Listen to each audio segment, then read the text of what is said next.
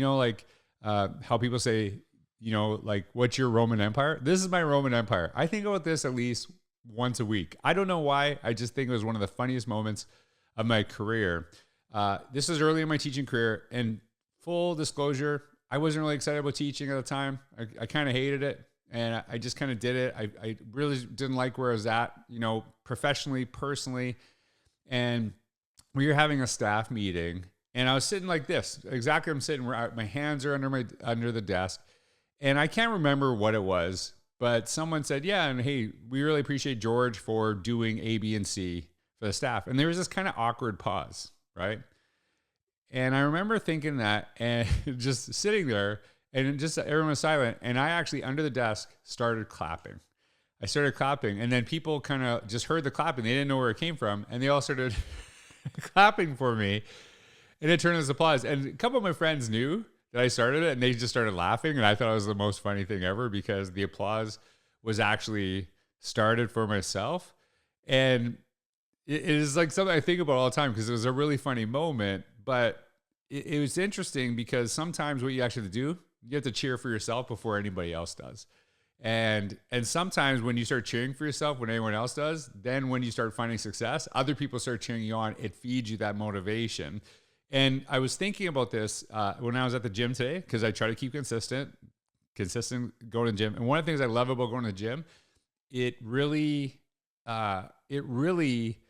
clears my mind, right? It's not just a physical thing. It makes me think about stuff. And then typically when I finish working out, I'll sit in the sauna for 10 minutes and I read. And I hate being in the sauna, but I know there's a lot of health benefits to it. So the reading distracts me. And so it's kind of like something that's, habit stacking, for lack of a better term.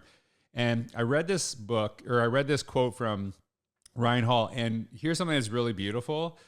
Even though I kind of decided I was going to do this podcast, talk about some of these stories, sometimes when you start thinking about things, the things that you need hit you, right? They find you. When you are really focused, and you think about this, you buy a car that you think is rare, and then when you buy it, all of a sudden you see that car everywhere. You see it over and over again. That once you start thinking it starts coming to you. And this quote from Ryan Hall's book, Run the Mile You're In, it was interesting because it actually talked about what I just shared. The idea of kind of applauding for yourself and really kind of thinking about it. And he talks about this belief in yourself of being a world-class athlete. And so he said this: success breeds success. But what happens if you don't experience a success that starts the string of positive thoughts and belief in yourself? You still have to tell yourself the thoughts that successful athletes tell themselves before you even experience the success. Once you start believing you are world-class, you will start acting like you are world-class. And that really resonated with me, because sometimes you have to see yourself as what you want to become, and then you'll become that faster. And that's something that really, really matters. And the way you get to that point is through discipline. It is not waiting for someone to inspire you. And yes, you can look at little things, little sparks. I hope for someone's looking at this and they're not saying, you know what, George said something today and now I'm motivated for the year. No.